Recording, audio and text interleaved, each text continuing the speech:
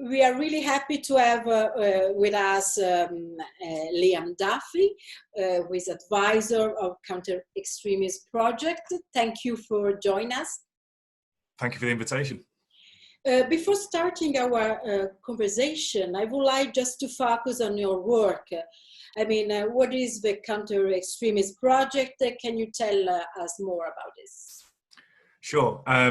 So I never really know how to answer this one, but I guess I have my my fingers in a lot of pies, as we say in England. So I do lots of different things. So part of that role is I'm an advisor for the Counter Extremism Project. So they're a non-profit, non-governmental organisation based in New York, but they do work in Europe, in the UK and Germany, and a little bit in Belgium as well, mainly, and do a lot of liaising with the EU. But I also do research papers. I do training for the police. I've been working with an organisation called Hidayah, Centre of Excellence for Countering Violent Extremism, on a project in East Africa for the last few months. So a little bit, most of it in London, but quite a lot in the last few months in East Africa and the Middle East as well. So a little bit of research, a little bit of design and delivery of training for all sorts of different people, governments, police, all sorts of stuff like that. And as you know, writing very opinionated articles every now and then as well.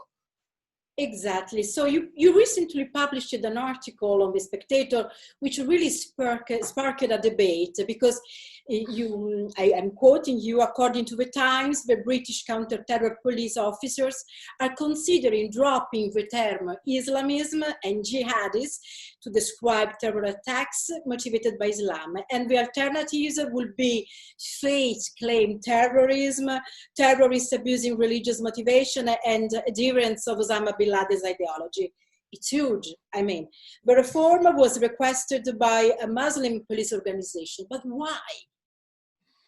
Oh, well, there's lots of different arguments on that one, and I'm not convinced by any of them, you can probably imagine. I think that the main argument is that this increases kind of hostility and discrimination against Muslims in Britain. As you may know, there's about 2 million Muslims in the UK. But that kind of assertion is always made without any evidence for it. So I think, first of all, that's a really important claim to try and interrogate and not just allow people to say that without any evidence or whatever. And the closest evidence we've got that actually might counteract that is some polling was done recently on British Muslim attitudes to counter-terrorism policing in this country. And broadly, they were very supportive and happy with policing. And obviously, there were no specific questions about terminology, but the suggestion that there's kind of widespread resentment or discontent over this term, or that British Muslims aren't going to cooperate with counter-terrorism police based on the use of this term isn't really supported by any evidence. So I think that's the main thrust of the argument. As you can tell, I'm skeptical, but I also think it's not really about that. I think it's about, if I can be really charitable, it's about micromanaging the discourse of how we talk about extremism and terrorism. I was in these meetings, as I mentioned in the article that you cite. Radicalization was allegedly a term that increased stigma towards Muslims. So other terms that are just don't fit the bill whatsoever, like grooming, as though this is kind of a child sexual exploitation case of joining a terrorist group. That was offered as an alternative. Jihadism, jihad, what isn't allowed to be used in this text either, because that's offensive as well. So really it's about, in my view, kind of managing public discourse in a way to try and favourably influence attitudes and perceptions and behaviour, which also, of course, doesn't work. It seems like a kind of self-censorship, but how dangerous is self-censorship in planning counter-terrorism strategies? I mean, looking at the future, how dangerous could be to continue in this way of managing the counter-terrorism actions? Well, yeah, I think on the security side of things, I think not being clear and accurate and precise about the type of threat, and it's still overwhelmingly the principal threat. Obviously, counter-terrorism police run investigations into far-right terror. They run investigations into other forms of terror that might not have a clear ideology into far left, environmental extremism and terrorism as well. But overwhelmingly, we're talking, I think, by MI5's figure, several thousand people. We're talking about 90% are Islamist or jihadist extremists, however you want to cut it. And it's so important to be able to talk about that openly and measure it as well and track it.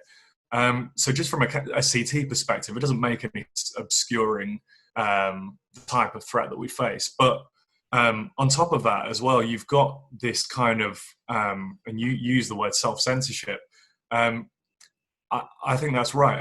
And I think one of the main thrusts of my argument is that you are treating the public like they're stupid, which you can't do in a democracy, especially not in the age of social media where we've got, it's completely democratic information. There are no gatekeepers anymore of information. So, every time there's an attack, it really and I use this phrase a lot, it gets memed. It gets really, there's like an inferno on social media of anger and outrage. And after the recent attack in Reading, which we still don't know a lot of details about, but 3 people were killed at Reading, a small town just outside of London, there was outrage just on that for days because it felt like the authorities were withholding details about the case. And just imagine, if we had an attack on the scale of the 7/7 attacks or the Paris attacks in 2015, a lot of dead people, a senior British police officer is going to have to stand up in front of the press and the cameras and use what's ultimately a euphemism to describe a terrorist attack. People are not going to stand for that. There's going to be serious anger. And, the British police rightly pride themselves on something called policing by consent.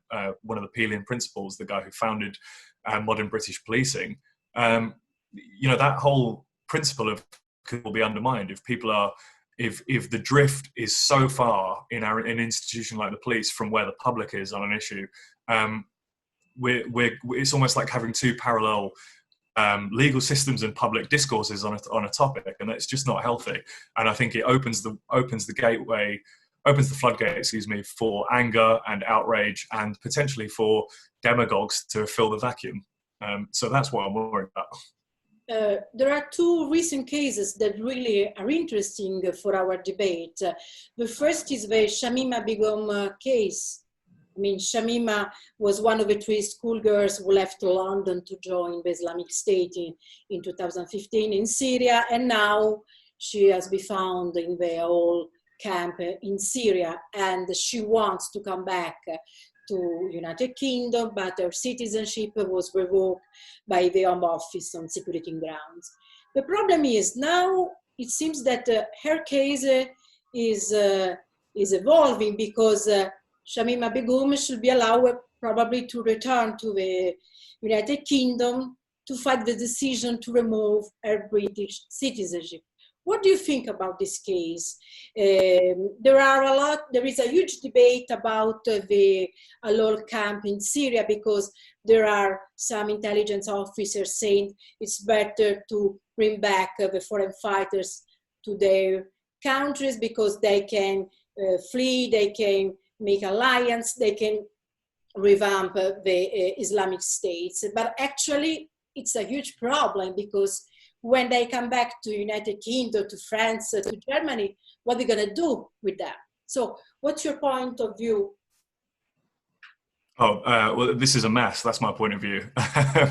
The fact that Al-Hol and the Kurdish detention centres exist in northern Syria is a reflection of the failures of European justice systems on this issue. European governments are turning the other cheek and kind of washing their hands of this business. And the reason they're doing that is because very few of them have any confidence that if they bring these people back, if they repatriate them, there's no confidence they'll secure prosecutions. So what it means is, in the case of the UK, for example, I think our Defence Secretary said there's about 300 or so still in the region, not all of them in detention, some of them are at large. That means bringing back 300 people who were there until kind of the last stand of ISIS. So we're not talking people who went for a look around for 2 weeks and realised it's not for them and realised how horrific it is. We're talking about people who stayed for a considerable amount of time, some of whom were there at the fall, bringing them back, and most of them will go free, and most of them will will be reinserting and reintegrating themselves into towns and cities across the country. So given that, it's actually no wonder that European governments have turned their back on this problem. The problem is, it's also a problem that is also going to be a long-term headache, just leaving these people there. So yeah, it's just a total mess. And on Shamima Begum, personally, I think it's right that she's going to get a chance to appeal the citizenship decision. And it's not out of any sympathy for her plight whatsoever. I don't buy all the stuff about how she was, vulnerable and groomed and stuff. We saw just last year in interviews, she didn't seem to have any regrets about what she'd done and seemed pretty ideologically bought into the project still. And she's an adult now. She's 21, 22, something like that. So, she's not a child anymore. So I do think it's right, but just because there are no good options here, it's a total mess. And I'm resigned to the idea that she is very unlikely to face any justice for what she did. At most, some of these people will, if there's a few returnees, will get maybe get charged with membership of a terrorist organization, but that's obviously not one of the more serious terrorism charges. So we're looking at a few years in prison, maybe for some of them, which will bring them into contact with other extremists in prison as well. And, we've seen from across the channel in France how dangerous the prison system can be as well, in particular. And, we saw it just a few months ago here as well. Two people just come out of prison launching attacks, one person inside of prison as well. So it's just a total mess. And it's going to be a mess for, honestly, 10, 20, 30 years. It's not going anywhere. The problems that were opened up by the exodus of British people to join ISIS is not gonna heal overnight. There is a huge debate about the radicalization programs all around Europe, United Kingdom, France, Germany. We have another case that we can discuss about. This is the 2019 London Bridge stabbing. Usman Khan had been released from prison in 2018 after serving a sentence for terrorist offenses. And if I'm not wrong, he was participating to a public debate focused on the rehabilitation and so on. So do you really believe that deradicalization programs could be effective in terms of counter extremism activities, or it's just part of a debate and maybe we need to have more severe convictions? Well, on de-radicalization, the honest answer is I don't know, and I don't think anyone who claims to have a confident answer on that knows either, and I think they're lying. There's no blueprint for this. There's no. I've kind of made this joke before, but there's no like level 3 or 4 certificate you can get in de-radicalization. So it's not like we've got hordes of expert people who are able to de-radicalize people in the same way that somebody is able to be radicalized. And that cuts to the other point as well, is like we hold these two terms side by side, radicalization, de-radicalization, and that makes it sound like they're symmetrical, like they're as quickly as someone can be radicalized, someone can be de-radicalized. But people want to radicalize usually. This is a thing that they do themselves willingly and they have agency over. How the state can kind of force somebody to renounce beliefs is a totally different, to use an English expression, kettle of fish. It's totally different situation. I don't think we've got a choice but to try. We have to try, because we can't lock people up on minor offences and throw away the key forever. Some people are going to have to serve shorter sentences, and they come out eventually. So we do have to try. That said, we shouldn't put all of our eggs in that basket. Like we had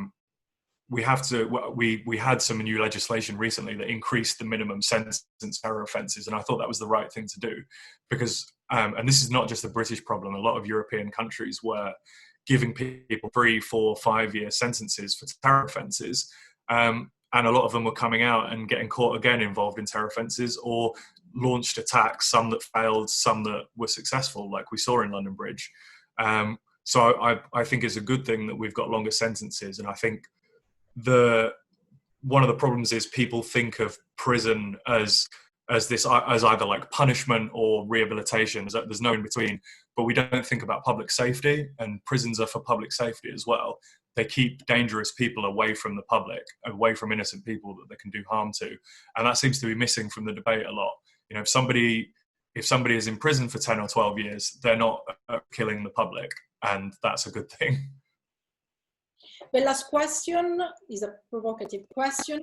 Do you feel that in your country there are still an important place for radical preachers that are allowed to create new jihadist environments? It's improved.